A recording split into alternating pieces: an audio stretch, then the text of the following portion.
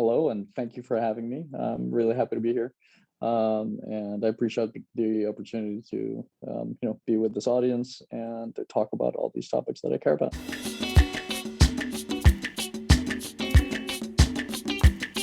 So I'm originally from the Philippines. Came to the U.S. when a few months before I turned 12, and when we came to the U.S., we weren't necessarily we you came in, you could say, on the lower end of the socioeconomic scale, and my I'm the youngest of four kids. My brother, the two of us the youngest two, um, were the ones who immigrated with my parents. While my two older siblings stayed in the Philippines to finish college. We were living in sharing the attic in my aunt's house, the cold winters of Philadelphia, um, and my parents, brought us to the U.S. Um, greatly to maximize the opportunities that I think a lot of immigrant parents wish for their children. Um, and so, among the things that we were looking for, that my parents were looking for, was to send us to the best schools that we can get into. Um, and for where we were, that meant going to the private schools. There was no way in hell that we could afford going to the private schools. But became good enough students. And in my case, I first went to the local, Catholic parochial school, and became a good enough student that I was able to attend one of the better schools outside of Philadelphia, um, greatly because of scholarships and grants. Yeah, there weren't a lot of Filipinos around. It was the only other Filipinos I knew were the people in my family, my extended family, and family friends. Um, in my school, I was the only Asian, the only Filipino in my class for years and years until I went to college.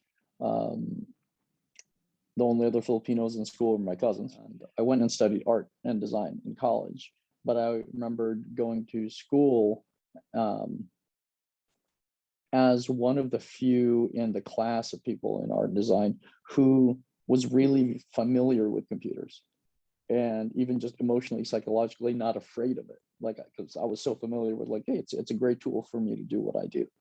So it became this really great, I guess, boon, if anything, an emotional or psychological boon, to support my pursuit of in education. And I think that's helped me kind of transition into the boom in tech.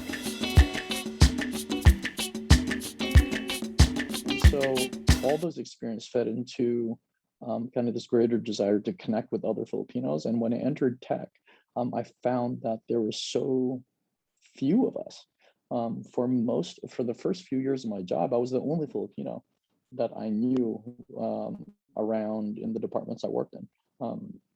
And I helped start or was deeply involved in a lot of the Filipino employee groups that I found myself in the different companies I worked for.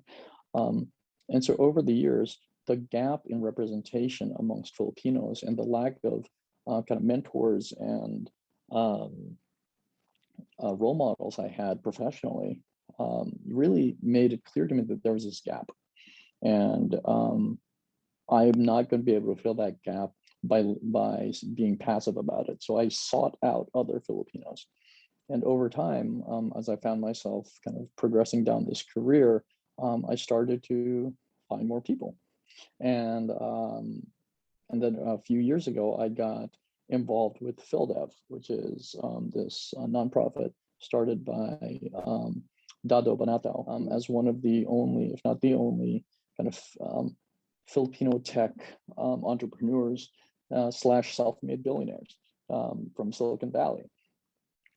And this nonprofit is all about eradicating poverty for Filipinos, and using the power of education, entrepreneurship. So I've since joined the board of trustees for PhilDev USA to kind of help fulfill this mission.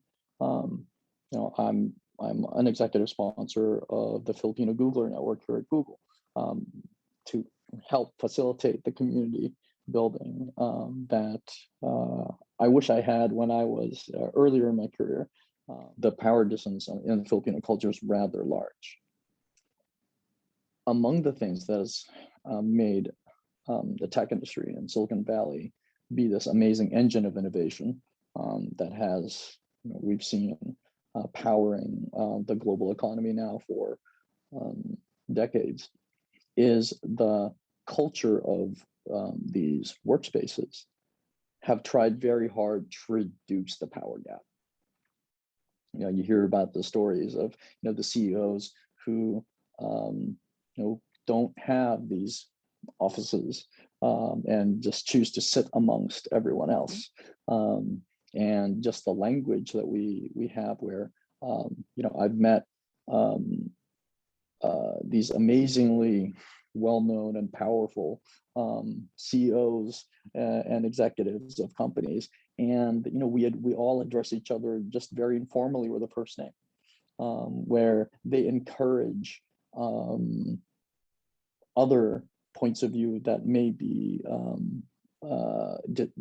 disagree with them. These things are very difficult for us as Filipinos. Imagine us kind of addressing a superior very informally and disagreeing with them. And so this is one very specific aspect. I'm like, I don't want to lose the goodness, but I want to be open and look at the things like, what are the things that may be holding us back? How can we find a better balance so we don't lose what's good about it, while we can still find a way to succeed within the context that we're trying to succeed in.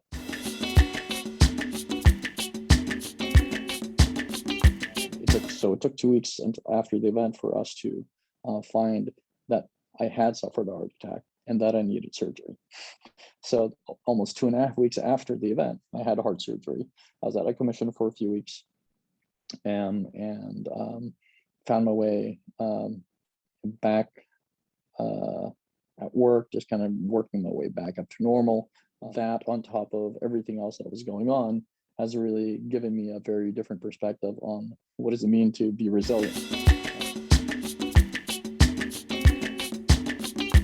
Having lucked my way into this career in tech, I finally paid off my student loans. It took me like 18 years to pay them off, honestly. It was quite an event to pay them off. I've been wanting to see if I can then pay it forward.